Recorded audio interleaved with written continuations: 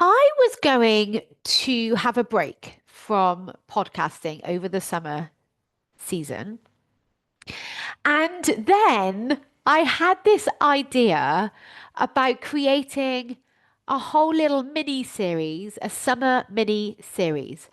And so I have been so inspired by this thought that I've just pre-recorded 8 very short, absolutely no bullshit, incredibly loving mini podcast episodes.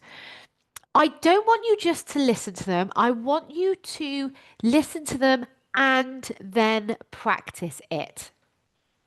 So I really want to invite you to take this summer to listen to this bite-sized short episode and apply what I'm teaching in it. And then just get fascinated at what shift that creates in your life over this 8 weeks. I hope you enjoyed this episode and I will see you when I'm back in September.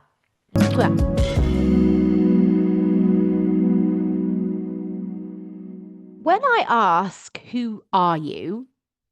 And you answer with, well, I am, blah, blah, blah, blah, whatever you put in, that is what you'll create in your life. Your thoughts create your reality. Your thoughts become your personality, your personal reality. And Dr. Joe Dispenza talks about this a lot, right? Your thoughts become things.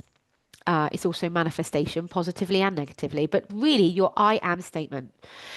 And a lot of people then go to I am a mum, I am a job title, I am, a wife.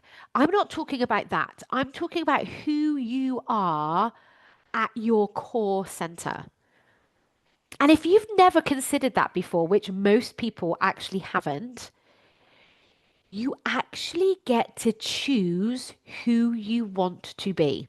And I bet no one has told you that. I bet no one has said, hey, gorgeous girl, did you know that regardless of what all the stuff that you've heard growing up, at this point now that you're a fully functioning adult, you get to choose who you are? Because so many people come to me and go, oh, yeah, I am an overthinker. I am high maintenance. I am shy. I am anxious. I am not a good planner. I am. And it's all negative. And if that's what they end up creating in their life. And they're creating that type of personality very unconsciously. And then they go, oh, but that's just who I am. That, my friend, is bullshit. That is not just who you are. It might have been just what you've heard throughout your life. But from this point on now that especially now you've heard this, you get to draw a line in the sand. You get to very lovingly and very kindly decide, who do I want to be? So I have 4 core values. They're my I am statements that I choose to be. So above all, I am loving. I am honest. Not everybody appreciates that value, but I would rather say nothing than lie to somebody or to myself, even. I am bold, as in courageous. Like I'm really courageous, but there's something about the word bold that just goes, ooh, in my body. And I'm curious. I'm really curious. So when I know these 4 things about me, when I choose who I am at my heart center, that makes me feel grounded. I feel like a solid rock rather than a balloon being flown around all in the wind by life circumstances, trying to get external validation from Johnny, my husband, trying to get that love for my children so desperately and needily. You know, that balloon just looking for everything outside of you. But that safety and comfort and security is already available inside of you.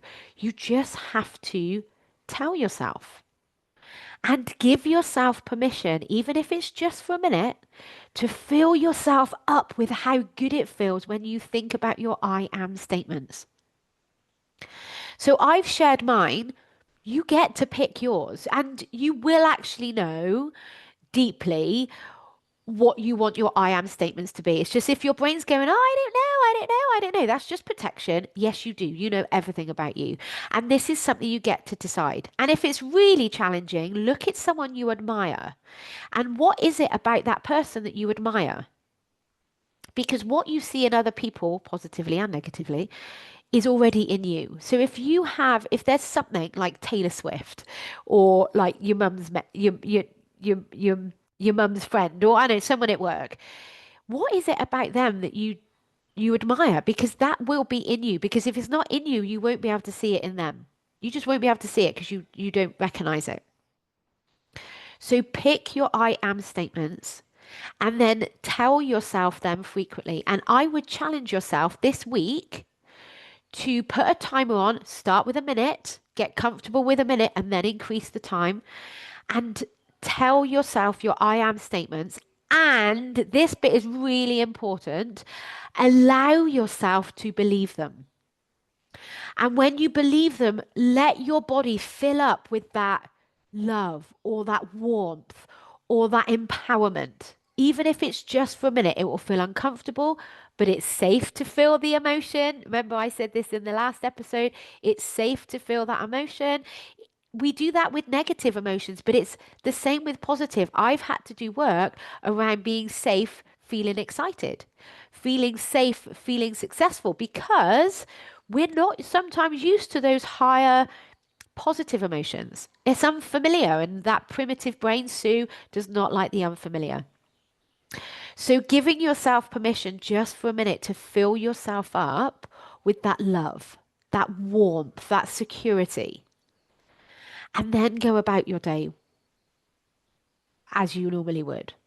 But once you get comfortable doing a minute, then go to 2 minutes, and then go to 3 minutes, and then go to 4 minutes until you're able to hold that emotion for a period of time.